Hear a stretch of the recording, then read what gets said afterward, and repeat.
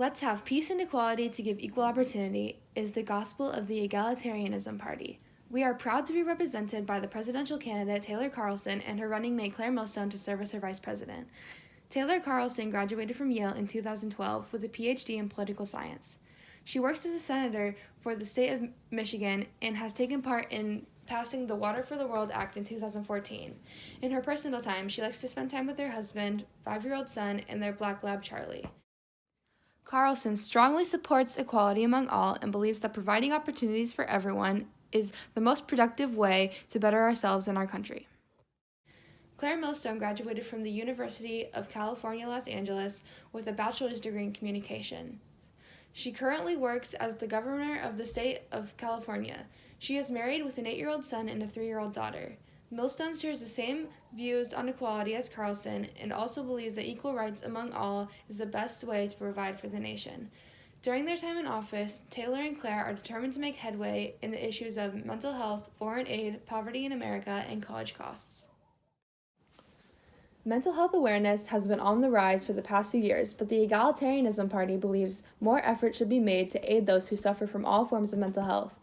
In the span of the last few centuries, the understanding of and behavior towards mental health has been widespread and is continuing to advance, even in today's society. Yet, the treatment of people who seek aid through mental hospitals and other psychiatric facilities is far from reformed.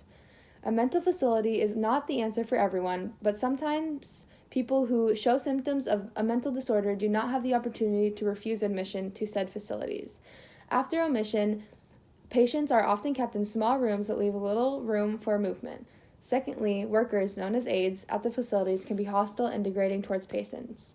To solve these issues, Carlson and Millstone plan on passing the Assisted Outpatient Treatment Act.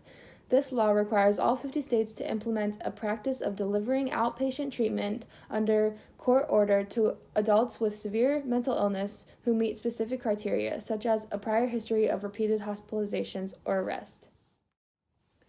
As president, Carlson will commit a lot of time and energy into foreign aid for third world countries. In order to better the living conditions of the citizens of third world countries, Carlson and Millstone intend to support and increase the number of nonprofit organizations that provide sources of clean water, medical treatment, food, and standard education to all people.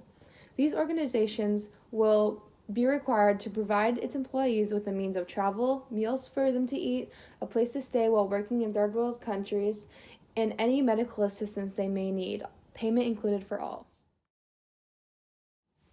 Back home, the number of American citizens living in poverty goes against everything the Egalitarianism Party stands for. Based on the U.S. Census Bureau's report of 2017, approximately 12.3% of Americans live under the poverty line. This percentage is equal to about 39.7 million Americans, 39.7 million too many. We believe that the main cause of poverty in America is lack of an education. Specific skills and traits that are acquired through a general and standard education allow people to obtain better paying jobs, while people who lack those skills are left to fill lower paying jobs. Our solution lies in increasing the Earned Income Tax Credit for childless workers. Earned Income Tax Credit reduces the amount of taxes a person owes and has reduced the level of poverty in America in the past few years. Yet, childless workers largely miss out on the benefit, as the maximum EITC for these workers is less than 1/10 that is awarded to workers with 2 children. Carlson and Millstone support the option of college, but understand that this option is simply not open to all students because of high prices. By the end of college, most students are drowning in debt. It takes the average American approximately 21 years to pay off student loans, a time period that Carlson plans on reducing. In aim of resolving the issue of college costs, we will advocate for access to federal loans to be cut.